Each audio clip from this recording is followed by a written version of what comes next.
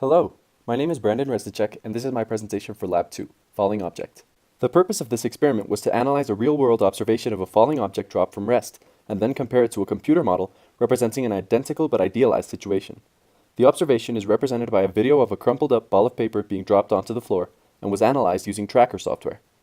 Our computer model was developed using Python, and represents an ideal model of a falling object, first taking only the weight force into account, and later incorporating the drag force.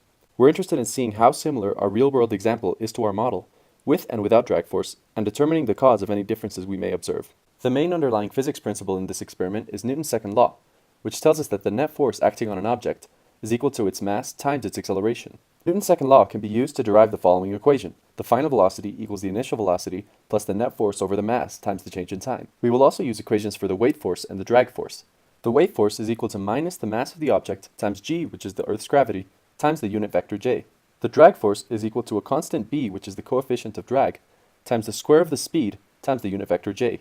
Let's take a look at our video. Now we can upload our video onto Tracker.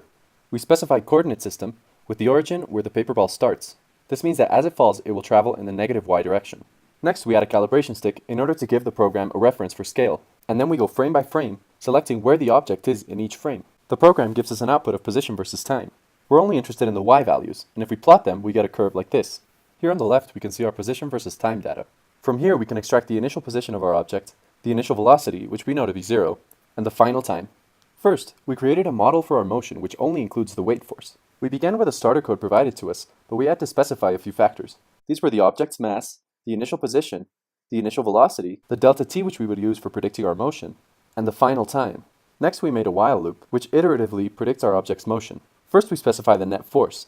The weight force is equal to minus the ball's mass times g times j hat. Since we're only including the weight force, the net force is equal to the weight force.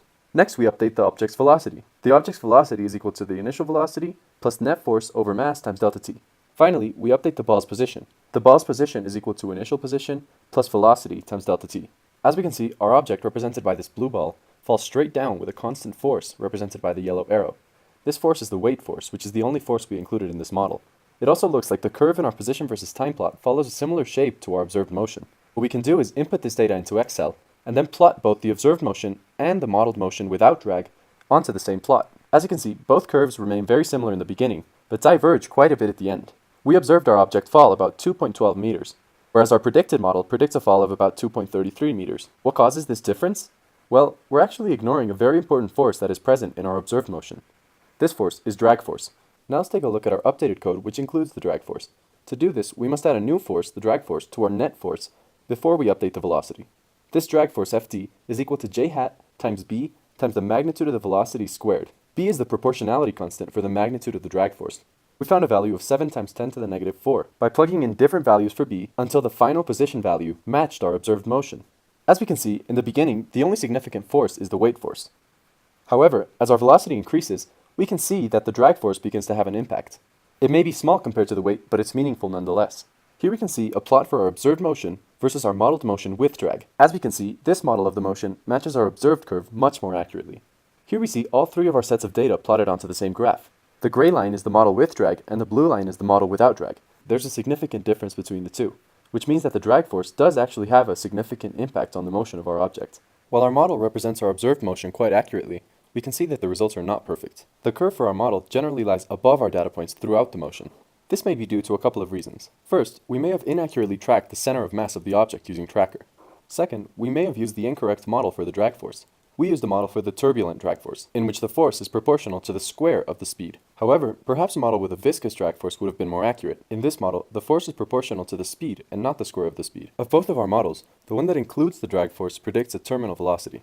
Here's the code for our model, except I raised the final time to 5 seconds. We can see that after a couple of seconds, the motion of our object becomes linear, which means that our velocity has become constant. Here we have an output of time versus velocity, but we can see that the velocity has stabilized at about 8.36 meters per second. This is the terminal velocity for our object. This happens because as the velocity increases, the magnitude of the drag force also increases, up to the point where it equals the magnitude of the weight force. At this point, the net force equals 0, and our object therefore moves at a constant velocity. Here we can barely see our object, but we can see that by the end of our motion, the magnitude of the weight force and the drag force is equal. Even if the object was initially thrown downward, the terminal velocity would be the same. Here we have the same program, except I changed the initial velocity to 20 meters per second in the negative y direction. By the end of our motion, the magnitude of both of the forces is equal, and the velocity stabilizes at 8.36 meters per second, which is exactly what we found as our terminal velocity. In conclusion, the motion of a falling object is governed by two main forces, the weight force and the drag force. Our model without the drag force predicts a larger fall than our real-world observation. Our model with the drag force matches our observed motion much more accurately. We can see that in the beginning of the fall, the drag force is very small compared to the weight force, so all three curves remain very similar.